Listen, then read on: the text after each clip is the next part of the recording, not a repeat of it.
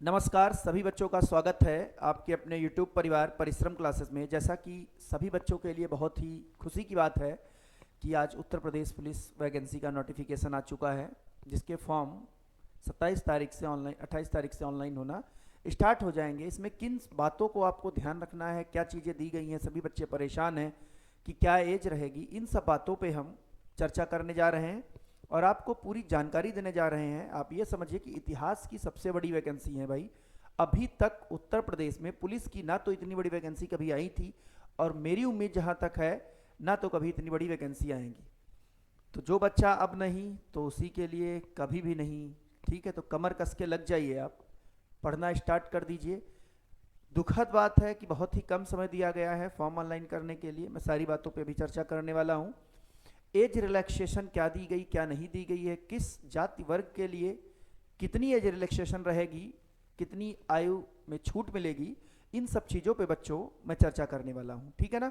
आपको पूरा नोटिफिकेशन में दिखाऊंगा क्या है क्या नहीं है, कहाँ पे छूट मिलेगी और कहाँ पर आपको बहुत ज़्यादा ध्यान रखना है। ठीक है, तो मैं नोटिफिकेशन ओपन करता हूँ। आप गए होंगे सरकारी रिजल्ट पे और वहाँ पे आपने देखा होगा कि नोटिफिकेशन है पड़ा हुआ, और जो फुल नोटिफिकेशन आया है वो मैं आप बच्चों को दिखाता हूं। ठीक है, देखो भाई,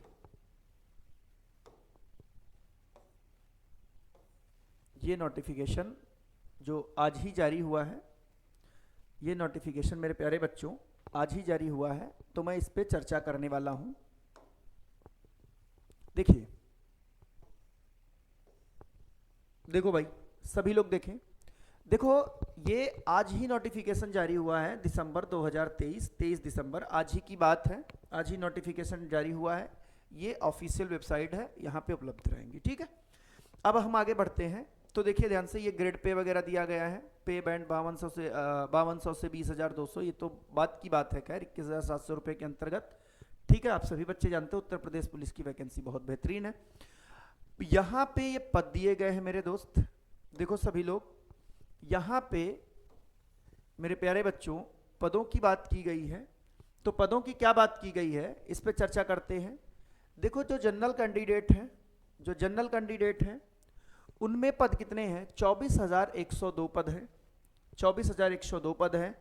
ईडब्ल्यूएस के 6,024 पद दिए गए हैं। अन्य पिछड़ा वर्ग यानी ओबीसी के जो हैं वो 16,264 पद दिए गए हैं। अनुसूचित जाति के 12,650 काफ़ी पद हैं भाई एससी के लिए।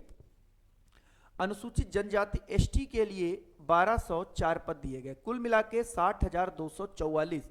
बेटा ये सिविल पुलिस की वैकेंसी है आपकी, जो इसमें पीएससी नहीं है। ठीक है ना, इतनी बड़ी वैकेंसी कभी नहीं आई थी। अगर हम इससे पहले वैकेंसी की बात करें, उसमें 48,000 टोटल वैकेंसी थी।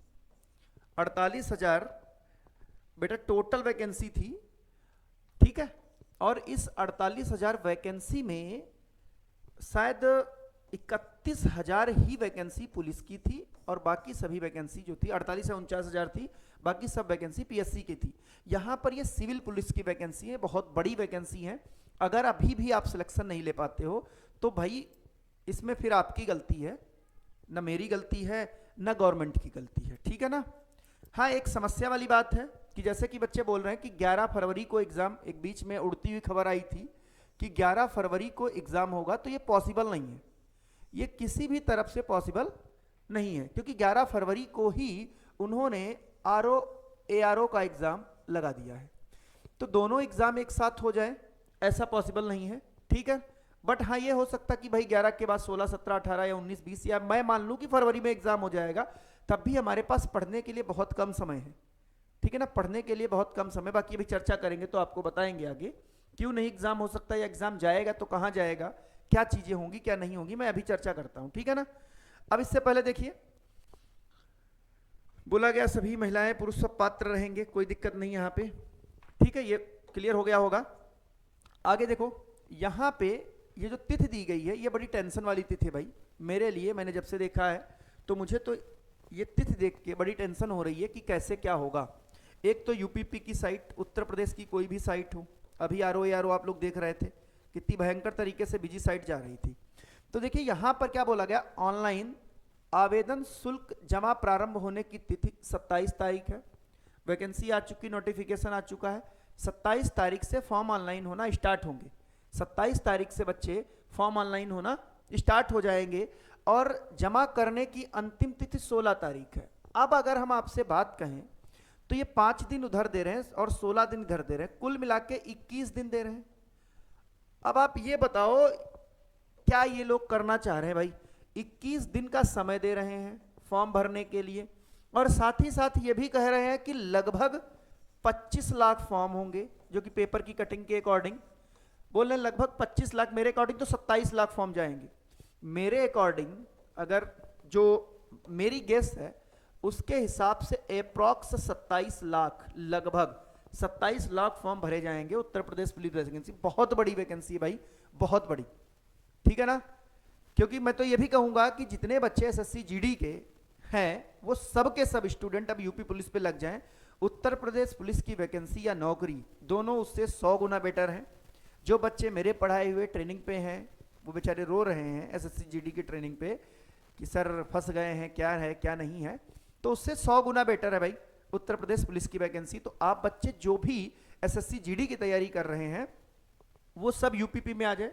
एक तो ये कारण है कि नौकरी अच्छी है, स्टेट की नौकरी है, आपको इधर उधर का एरिया मिल सकता है, ठीक है। दूसरी चीज कारण एक ये भी है कि इसमें वैकेंसी है 60,000 सिर्फ उत्तर प्रदेश में, और जबकि एसएससी जीडी में मैक्सिमम मुझे लग रहा है 2600 या 2700 वैकेंसी होंगी, 2600 या बेटा 2700 वैकेंसी होंगी उत्तर प्रदेश के लिए। तो यहाँ पे फाइट कम है, वहाँ पे बहुत ज़्यादा है, दिक्कत है।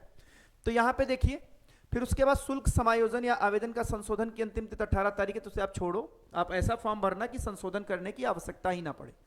अब सभी बच्चे ऐसा फॉर्म भरेंगे कि संशोधन करने की आवश्यकता ना पड़े, ठीक है। मैं आउट ऑफ स्टेशन था बट ये वैकेंसी दिखी तब से मेरे तो चैन नहीं पड़ रहा है। बस सबसे बड़ी टेंशन की बात यह है भाई, वैकेंसी है, खुशी जरूर है, लेकिन समस्या यह है कि कहीं 11 तारीख को पेपर ना हो जाए। हालांकि होना नहीं है, लेकिन मैं कह दूं कि ना हो और वो करवा लें, भाई बाबा जी हैं तो कुछ भी मुमकिन है, ठीक है ना। तो देखिए आगे मैं बात करता हूं। शुल्क जो रहेगी वो 400 रुपये रहेगी, 400 रुपये की शुल्क निर्धारित कर दी गई है बेटा, ठीक है। इसके आगे की अगर मैं बात करूं तो देखिए आगे जो चीजें बताई गई हैं, भर्ती के लिए क्या शर्तें रहेंगी, तो भारत का नागरिक होना चाहिए। खैर भारत के बाहर वाला कोई उत्तर प्रदेश पुलिस की वैकेंसी में फॉर्म डालेगा नहीं। निवासी होना चाहिए, ये सब छोड़ो, पढ़ लेना आप लोग, ये सब टेलीग्राम पे दी गई, मैंने डाल दिया है, वहां से पढ़ लेंगे आप लोग, ठीक है। जो मेन चीजें हैं, जो मुख्य बातें हैं, मैं उस पर चर्चा करूंगा जो आपके लिए बहुत ज्यादा महत्वपूर्ण है और आपको इसकी जानकारी होनी चाहिए, मैं उस पर चर्चा करने वाला हूं, ठीक है।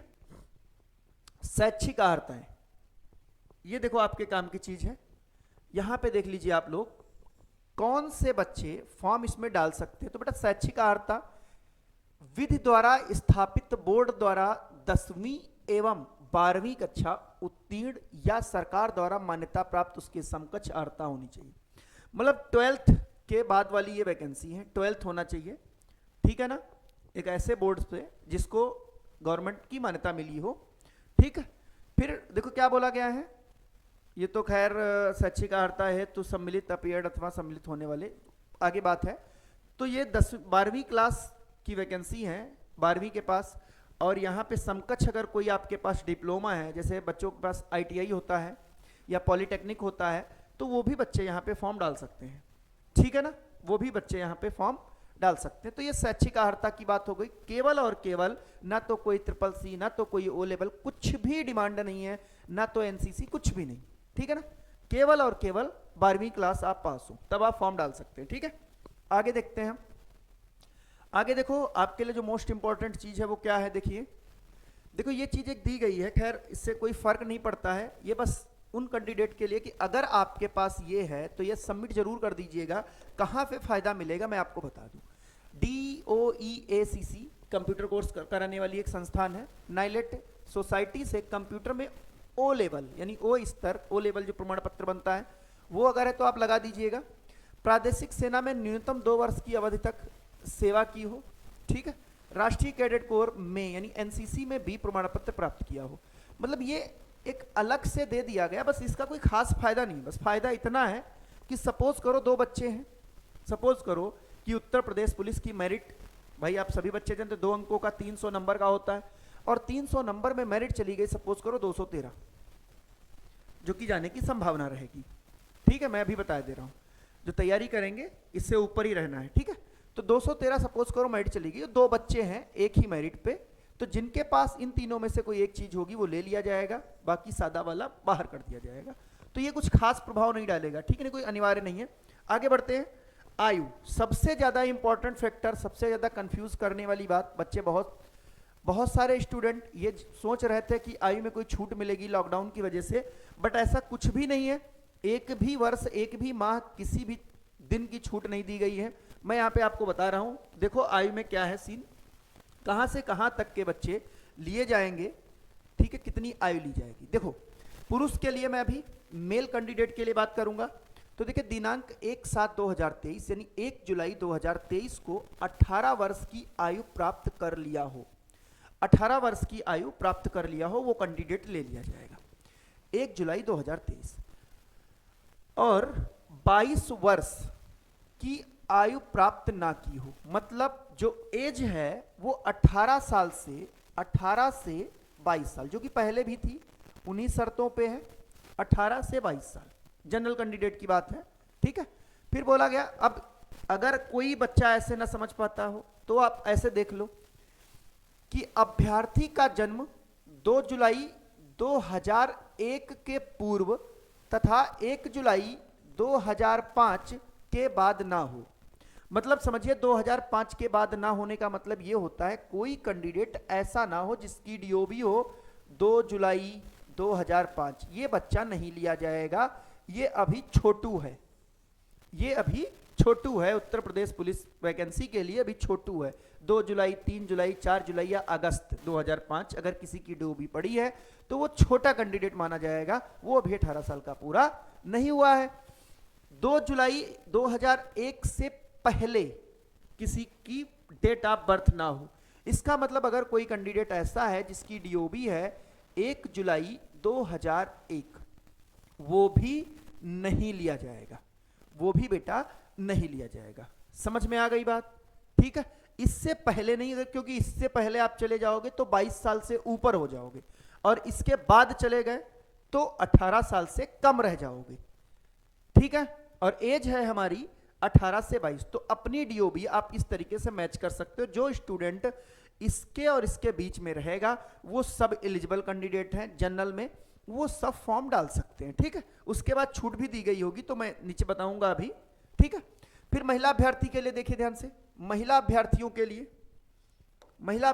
लिए बेटे क्या बात की गई है, 1/7/2023 को सेम चीज है, 18 वर्ष की आयु प्राप्त कर ली हो और 25 वर्ष की आयु प्राप्त ना की हो। देखो जो मेल कैंडिडेट है उनके लिए 22 साल है और फीमेल कैंडिडेट के लिए 18 से क्या है भाई 25 है। इससे पहले भी मैंने वीडियो जो बनाई थी, एक क्लास बनाई थी जो कि यूपीपी वाले चैनल पे पड़ी हुई है, तो उसमें मैंने ये बात बताई थी आपको। ठीक है, तो देखिए इनमें भी जन्म की बात कर दी, 2 जुलाई 1998 से पहले ना हो और 1 जुलाई 2005 के बाद ना हो। अब कोई लड़की है तो अगर वो 2 जुलाई 2005 की है तो वो छोटी मानी जाएगी, और अगर इससे नीचे है 1 जुलाई 1998 की भी है तो वो क्या मान ली जाएगी, बड़ी मान ली जाएगी।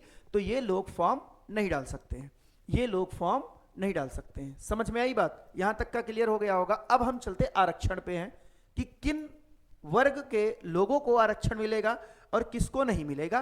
तो ये चीज देखिए, जैसे लिखा गया है, परंतु अन्य पिछड़ा वर्ग, अनुसूचित जातियों, अनुसूचित जनजातियों और ऐसी अन्य श्रेणियों वाले अभ्यर्थियों के लिए केवल उत्तर प्रदेश पुलिस मूल निवासी के लिए अधिकतम आयु सीमा छूट दी जाएगी। मूल निवासी, ध्यान दीजिए, केवल मूल निवासी, ये नहीं बिहार वाला फॉर्म डाल रहा है, ये नहीं राजस्थान वाला फॉर्म डाल रहा है, ऐसा कुछ नहीं, उसको कोई भी छूट नहीं दी जाएगी, वो सब जनरल में जाएंगे। तो इसके लिए देखिए क्या है, चरित्र, ये तो सब खैर छोड़ो, ये भी आप छोड़िए, आपके काम का नहीं है। ठीक है, ये सब आप पढ़ लेंगे, कोई दिक्कत नहीं है।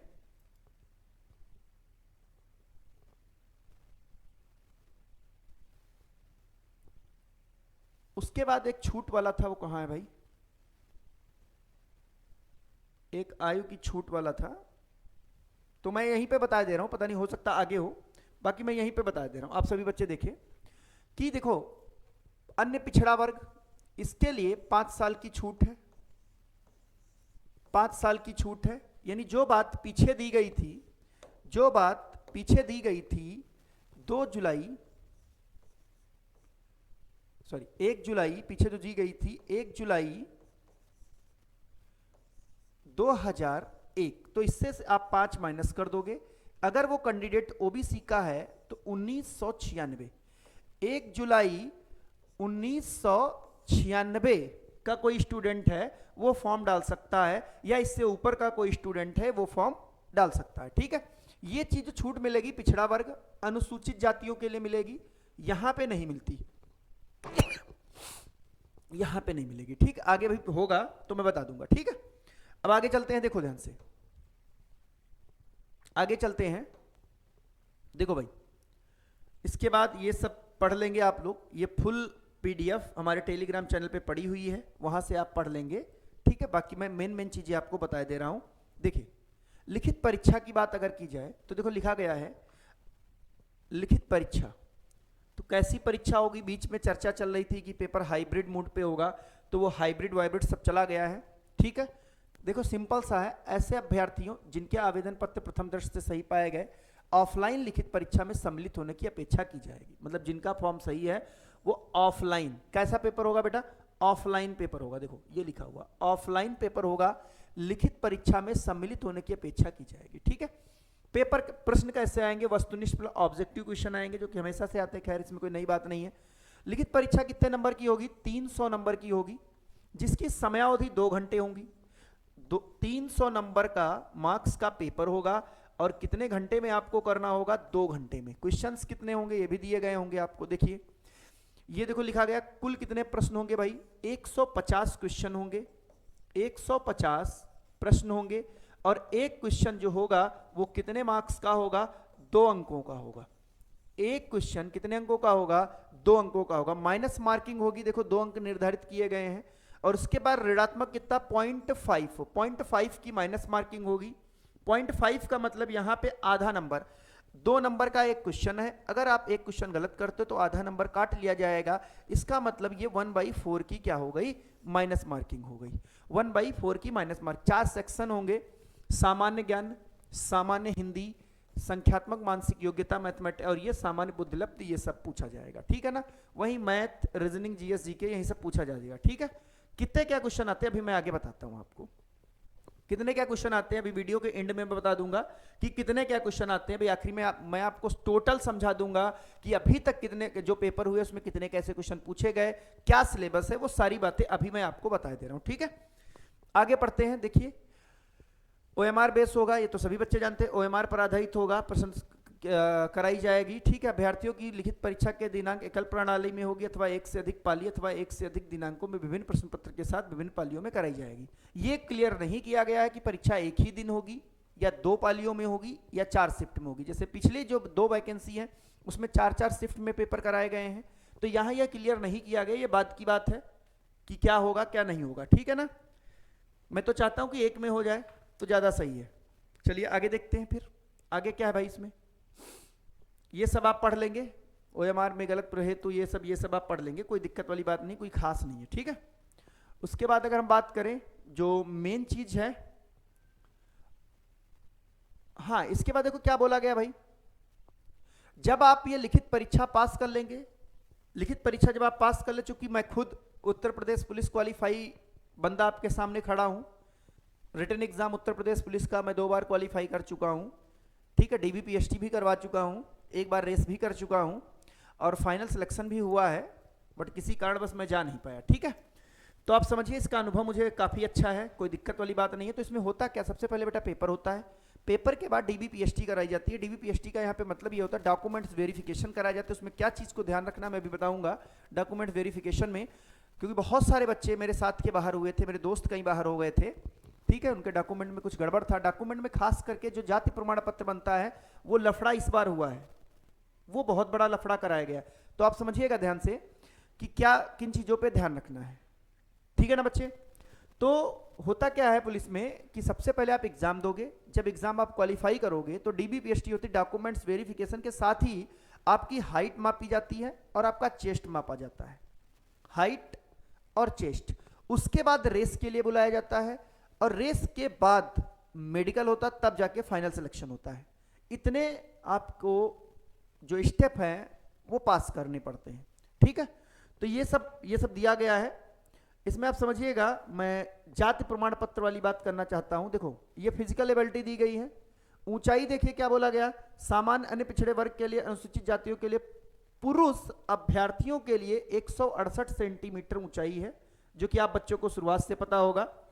अनुसूचित जनजाति के लिए 160 है, 8 सेंटीमीटर लंबाई इनकी कम है, 8 सेंटीमीटर लंबाई इनकी कम ली जाती है। सीना 79 है, 79 देखो क्या बोला गया है, 79 ऐसे करके, और फुलाने पे क्या है भाई, आपका 84 होना चाहिए। आपका कितना होना चाहिए, 84, बहुत ही नॉर्मल है, कोई दिक्कत नहीं है, ठीक है।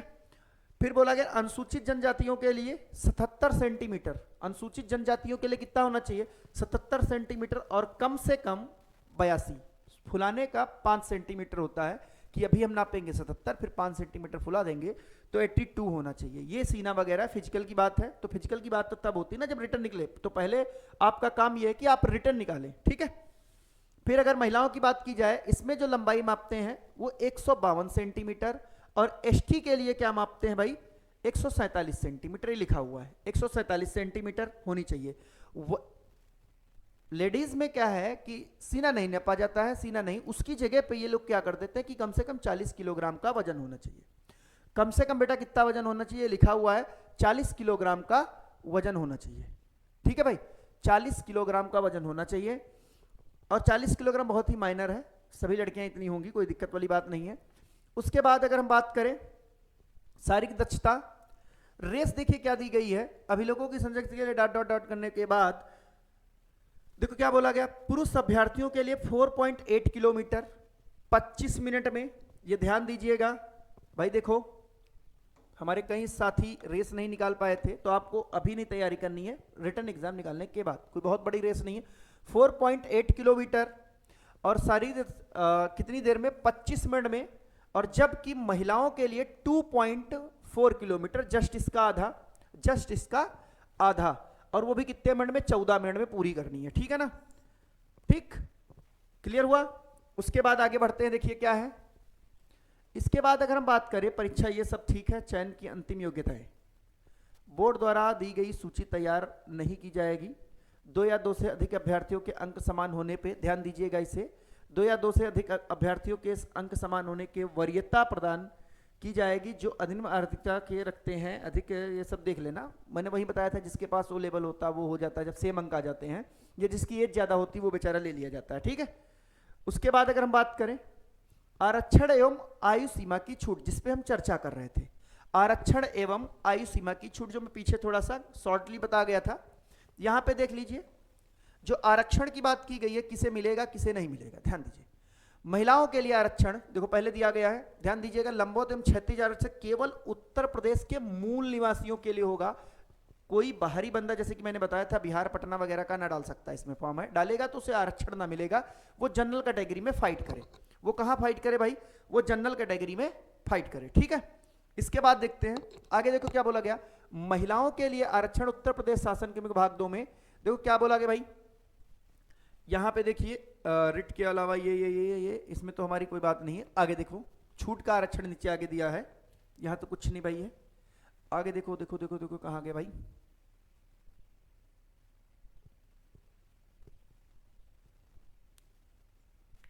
ये सब है होमगार्ड के लिए, अनुसूचित जाति के लिए। हाँ यहां पर देखिए छूट दी गई है,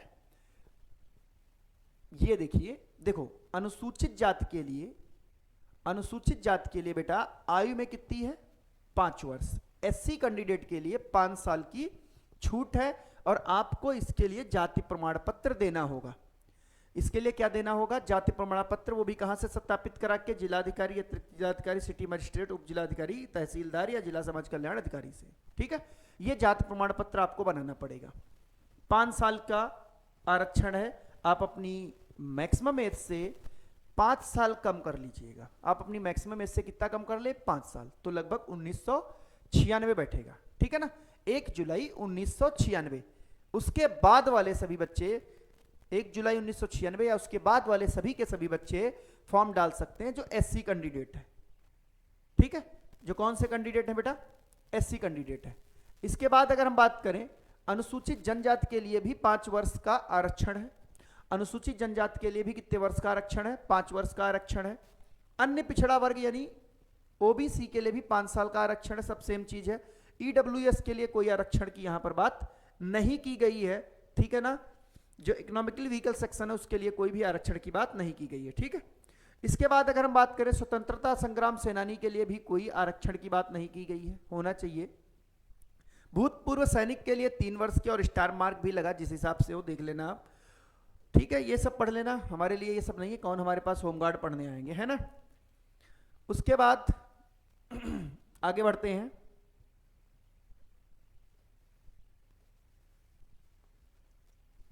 बहुत लंबी नोटिस है तो सारी चीजें मैं ना बता सकता हूं, ठीक है ना भाई।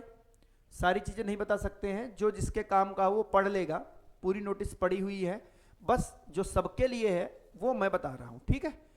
ऑनलाइन आवेदन की प्रक्रिया देखिए क्या बोला गया, अभ्यर्थी को बोर्ड की वेबसाइट पे जाकर ऑल नोटिफिकेशन विकल्प करना होगा, तत्पश्चात नागरिक पुलिस के लिए क्लिक आगे प्रक्रिया को पूरा करना। सभी अभ्यर्थी आवेदन पत्र के प्रारूप जाने हुए निर्देश को संभाल। आपको कुछ नहीं पढ़ना है बेटा। 27 तारीख को जो फॉर्म ऑनलाइन होंगे उस दिन सुबह ही मैं आपको लाइव आकर एक फॉर्म ऑनलाइन करके दिखा दूंगा, मैं आपको बता दूंगा कैसे क्या करना है, ठीक है ना। कहाँ पे दिक्कतें हो सकती क्या नहीं हो सकती वो सारी चीजें, ठीक है। हेल्पलाइन नंबर भी दिया गया, कोई दिक्कत हो तो यहाँ पे आप कॉल कर सकते हो। ये क्रियाशील रहेगा 18/1/2024 तक, ठीक। उसके बाद भुगतान देखो क्या बोला गया, आवेदन पत्र भरे गए विवरण में सही सुनिश्चित करने के बाद स्क्रीन पर उपलब्ध अनुदेशों के अनुसार मांगी जा रही है। इंटरनेट बैंकिंग यूपीआई करेंगे और वे अगर कोई अभ्यर्थी वहन किया जाता है तो शुल्क सफलतापूर्वक जमा होने के कारण अभ्यर्थी का आवेदन पत्र प्रिंट आउट करते ही सबमिट हो जाएगा। यदि अभ्यर्थी अंतिम रूप से सबमिट नहीं करता है तो अंतिम तिथि को आवेदन पत्र स्वतः सबमिट हो जाएगा। मतलब आप अगर फॉर्म भर देते हो, गलती से आप रह जाते हो, तो ये अच्छी बात है कि आपका अपने आप ही सबमिट हो जाएगा, ठीक है। उसके बाद शैक्षिक एवं आरक्षण, ये तो अब देखो यहां पे ध्यान रखना, फोटो कैसी होनी चाहिए लिखा हुआ यहां पे है। एक चीज ये ध्यान देना, देखो यहां पे क्या बोला गया है, अभ्यर्थी से अपेक्षा की जाती है कि वे आवेदक पत्र के साथ संलग्न किए जाने वाले शैक्षिक आरक्षण संबंधी, आयु में छूट संबंधी एवं अन्य किसी भी प्रमाण पत्र जो कि डिजी लॉकर पर उपलब्ध हो उन्हें डिजी लॉकर के माध्यम से ही अपलोड करें।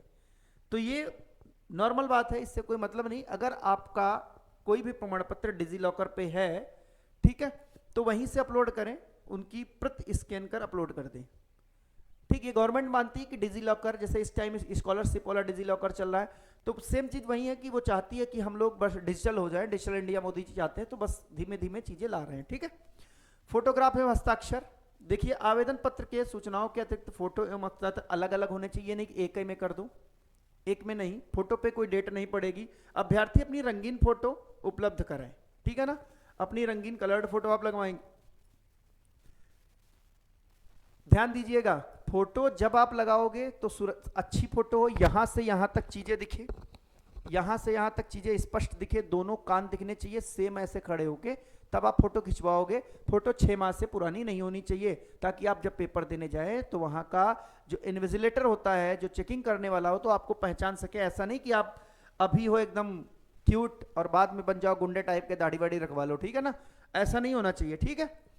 6 महीने के भीतर लिखा गया है, सफेद या हल्के रंग का पृष्ठभूमि होना चाहिए, हुड्डी शिखर तक, जो मैंने बताया, तटस्थ अभियुक्त, मुंह बंद आंखें खुली होनी चाहिए, नहीं आंखें बंद मुंह खुला, ऐसे फोटो मत खिंचवाना भाई, मुंह बंद आंखें खुला, ठीक है। उसके बाद चेहरे के दोनों कान दिखने चाहिए, कैमरे पर सीधी नजर होनी चाहिए, चश्मा पहनने की स्थिति में आंखें साफ दिखनी चाहिए या ग्लास रंगीन नहीं होने चाहिए। सपोज करो कोई बच्चा है जो चश्मा लगाता है, तो खैर वो फोटो खिंचवा सकता है, ऐसी कोई बात नहीं है, वो फोटो खिंचवा ले, लेकिन आंखें दिखनी चाहिए, ठीक है। बाकी मेरे जो सजेशन है, आप ऐसे फोटो खिंचवाए, ठीक है ना, वहीं लगाए, चश्मा वाला फोटो मत लगाए, वरना रिजेक्ट हो सकता है, और जो 5 साल का इंतजार है वो बर्बाद हो सकता है। उत्तर प्रदेश पुलिस ना बन पाओगे, क्योंकि अगली वैकेंसी 5 साल बाद आएंगी, तब तक आप और एज हो जाओगे, ठीक है ना। उसके बाद अगर हम बात करें, महत्वपूर्ण बिंदु ये सब रहेंगे, इसे आप पढ़ लीजिएगा। आगे जो बात बोली गई है,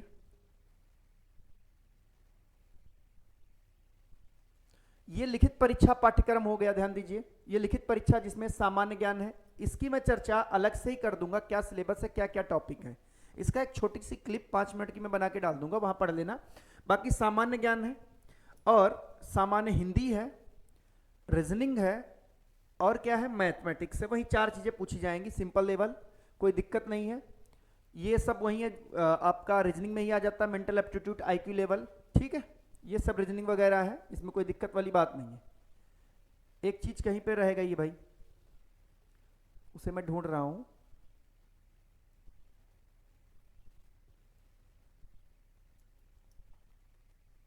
एक सेकंड, एक चीज रह गई कहीं पे, जो जाति प्रमाण पत्र है वो कब का होना चाहिए।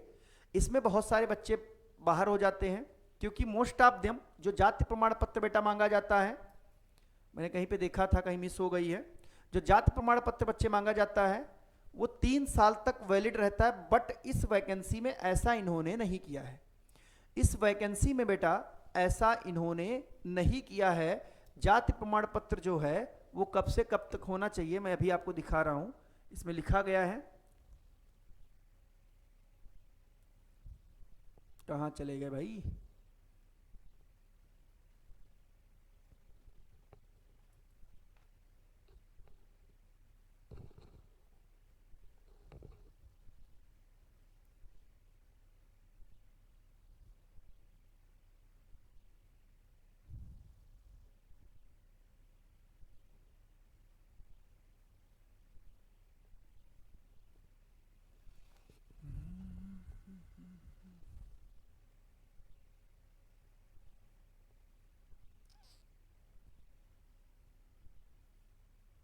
जाति प्रमाण पत्र वाला कहां गया।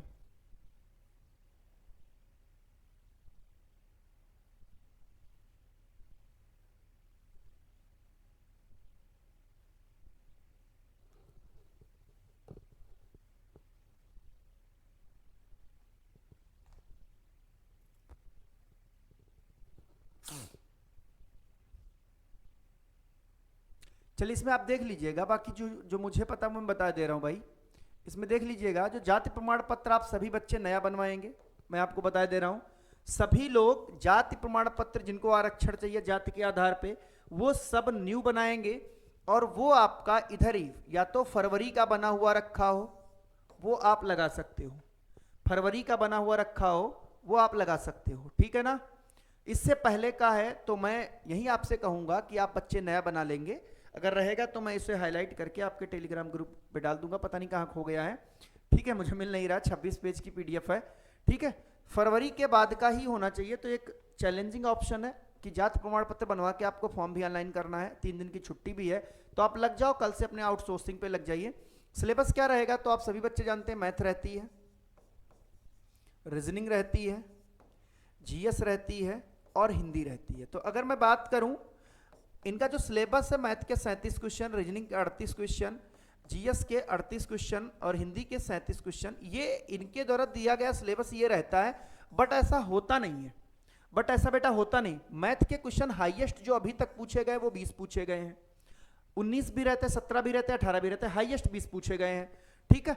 रीजनिंग के जो क्वेश्चन पूछे जाते हैं वो 55 पूछ लिए जाते हैं, 55 से 57 पूछ लिए जाते हैं, या तो 55 पूछे जाते हैं या 57 पूछे जाते हैं। होता क्या है कि जो मैथमेटिकल रीजनिंग है, जो मैथमेटिकल रीजनिंग है तो वो उसे हम लोग रीजनिंग में ही काउंट कर लेते हैं, जबकि वो पोर्शन मैथ का भी होता है, इसीलिए। उसके बाद जीएस के 38 क्वेश्चन रहेंगे, ये तो ठीक रहेगा। तो ये सिलेबस है, खासकर आपको रीजनिंग पे बहुत ज्यादा ध्यान देनी, बहुत ज्यादा प्रैक्टिस करनी है, जीएस भी अच्छे से पढ़नी, हिंदी पढ़नी, सिलेक्शन आपका हो जाएगा, कोई बहुत बड़ी बात नहीं है। आप सभी बच्चे कमर कस लीजिए, लग जाइए दमदार तरीके से। जैसा कि अफवाह उड़ी थी या अभी बातें चल रही हैं कि 11 फरवरी को एग्जाम होगा, तो मेरे अकॉर्डिंग तो 11 फरवरी को एग्जाम होना असंभव है। बट फिर भी आप 11 फरवरी को मानते हुए तैयारी करेंगे, क्योंकि ये ऐसी गवर्नमेंट है भाई कि पता नहीं कब क्या कर दे।